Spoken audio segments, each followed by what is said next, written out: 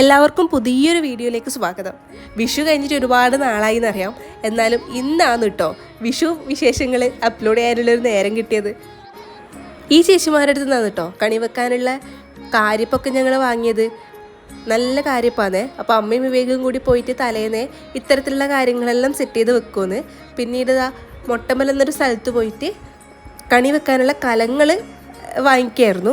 ഇതിനെപ്പറ്റി ഒരു short video ഞാൻ മുന്നേ അപ്ലോഡ് ചെയ്തിട്ടുണ്ടേ. കാണാത്തവർ അതൊന്ന് ചെക്ക് ചെയ്ത് നോക്കും. വിഷുവിൻ്റെ ഒരുക്കങ്ങൾ ഇങ്ങനെ തന്നെയല്ലേ, ഒരുപാട് ദിവസം മുന്നേ തുടങ്ങും. ഓണത്തിനെക്കാട്ടിയും ഞങ്ങൾക്ക് ഏറ്റവും പ്രിയപ്പെട്ടത് വിഷു തന്നെയാണ് കേട്ടോ. ഇനി 7 ദിവസവും ഞങ്ങൾക്ക് വിഷുവാണ്. ഉത്സവം തുടങ്ങിക്കഴിഞ്ഞു കേട്ടോ. വൈകുന്നേരം ആവാറായപ്പോഴാണ് കണിക്കൊന്നും ഇല്ലല്ലോ എന്നുള്ള ചിന്ത വന്നത്. പിന്നെ എൻ്റെ വീട്ടിൽ പോയിട്ട് വരുന്ന വഴി എൻ്റെ തൊട്ടടുത്തുള്ള വീട്ടിൽ കയറിയിട്ട് അവിടുന്ന് കുറച്ച് കൊന്നപ്പൂ പറിച്ചു. ഞങ്ങളെ വീട്ടിലുണ്ടായിരുന്നു കേട്ടോ. പക്ഷേ വിഷു ആകുമ്പോഴത്തേക്കും മൊത്തം കൊഴിഞ്ഞു പോയി, ഒറ്റ പൂവില്ലാത്തൊരവസ്ഥയിലെത്തിപ്പോയിട്ട് അത് കണ്ടപ്പോൾ സങ്കടം തോന്നി. വൈകുന്നേരം പിന്നെ ഞങ്ങളുടെ സ്റ്റുഡിയോൻ്റെ കോംപ്ലക്സിലുള്ള പടക്കക്കടയിൽ പോയിട്ട് കുറച്ച് പടക്കങ്ങളൊക്കെ വാങ്ങിയിട്ട് വന്നു. കത്തുന്ന സാധനങ്ങളാണ് കേട്ടോ കുറച്ച് കൂടുതൽ വാങ്ങിയത്. വിഷു ഒരു ഭയങ്കര ഫീലാവുന്നത് ഈ വെടിവെട്ടിക്കുമ്പം ഇതെല്ലാം കത്തിക്കുമ്പോൾ എല്ലാം തന്നെയല്ലേ. നമ്മൾ ആ മെമ്മറീസ് വിഷു എന്ന് പറയുമ്പം തന്നെ ഈ വെടിയും പൂക്കുറ്റിയും കമ്പിത്തിരിയും ഒക്കെയാണ് വരിക. പിന്നെ കയ്യിൽ നിന്ന് കേട്ടോ പറയണ്ടല്ലോ. അപ്പോൾ കുറേ നേരം രാത്രി മൊത്തം ഇങ്ങനെ കത്തിക്കൊക്കെ ചെയ്തിട്ട് പിന്നെ എൻ്റെ പണി ഈ കനിക്കലത്തിലൊക്കെ കുറിവരക്കലാണ് കേട്ടോ. നമ്മൾ അരിമാവില്ലേ, അത് ഈ പച്ചരി അരച്ചത് അതിനെ കൊണ്ടാണ് കേട്ടോ ഇങ്ങനെ എല്ലാം വരച്ച് വെക്കൽ. എനിക്ക് ഭയങ്കര ഇഷ്ടമാണ് കേട്ടോ. അപ്പോഴത്തേക്ക് അമ്മ കണിയൊരുക്കേണ്ട സാധനങ്ങളൊക്കെ ഇങ്ങനെ എടുത്ത് വെക്കുമായിരുന്നു. പിന്നീട് ഈ സാധനങ്ങളിലൊക്കെ ഇങ്ങനെ കുറി വരച്ച് കൊടുക്കും. നിങ്ങളുടെ നാട്ടിൽ ഇങ്ങനെയൊക്കെ ഉണ്ടെങ്കിൽ അതൊന്ന് കമൻറ്റ് ചെയ്ത് പറയണേ. രാവിലെ അപ്പൻ പൂജാ റൂമൊക്കെ നല്ല ക്ലീനാക്കി വെച്ചിട്ടുണ്ടായിരുന്നു. പിന്നീട് എല്ലാം ഒരുക്കാനുള്ളൊരു മുഹൂർത്തം എത്തിയിട്ടാണ്.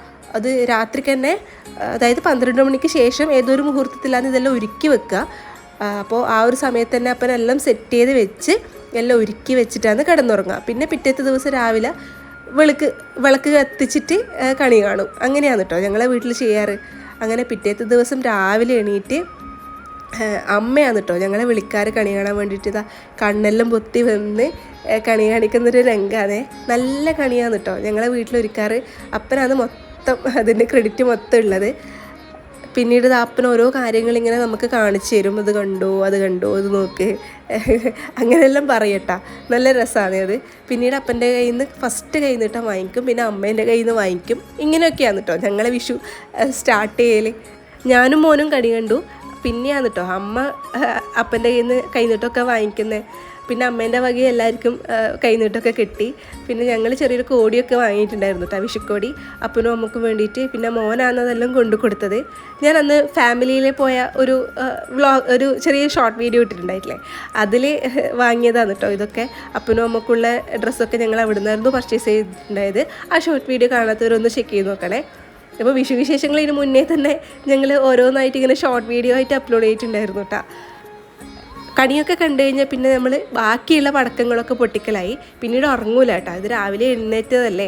പിന്നെ ഞങ്ങൾക്ക് അമ്പലങ്ങളിൽ കണി കാണാൻ പോകണം. അതൊരു റൊട്ടീൻ പോലെയാണ് ശരിക്കും പറഞ്ഞാൽ വിഷുവിൻ്റെ സമയത്ത്.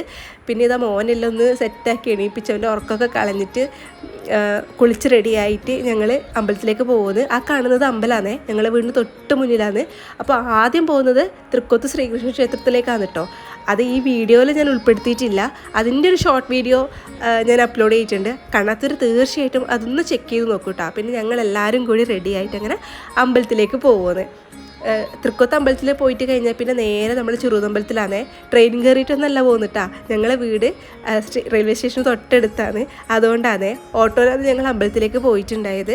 വിഷുവിളക്കുത്സവം തുടങ്ങുന്നതുകൊണ്ട് ഭയങ്കര വൈബാണ് അമ്പലത്തിൽ. കണ്ട എന്തൊരു തിരക്കാണെന്നറിയോ. അങ്ങനെ അമ്പലത്തിൽ പോയി ക്യൂ നിന്ന് കണിയെല്ലാം കണ്ട് ഞങ്ങൾ പിന്നെ വീട്ടിലേക്ക് വന്നു. എല്ലാ വിഷുക്കാലവും ഇങ്ങനെ തന്നെയാണ് കേട്ടോ തുടക്കം. പിന്നീട് ഉച്ചയ്ക്ക് നല്ല ബിരിയാണിയൊക്കെ കഴിച്ച് ഇങ്ങനെയൊക്കെയാണ് നമ്മളെ വിഷു. അപ്പോൾ ഈ വീഡിയോ നിങ്ങൾക്ക് ഇഷ്ടമായെങ്കിൽ തീർച്ചയായിട്ടും ചാനൽ ലൈക്ക് ചെയ്യാനും ഷെയർ ചെയ്യാനും സബ്സ്ക്രൈബ് ചെയ്യാനും മറന്നു പോവല്ലേ.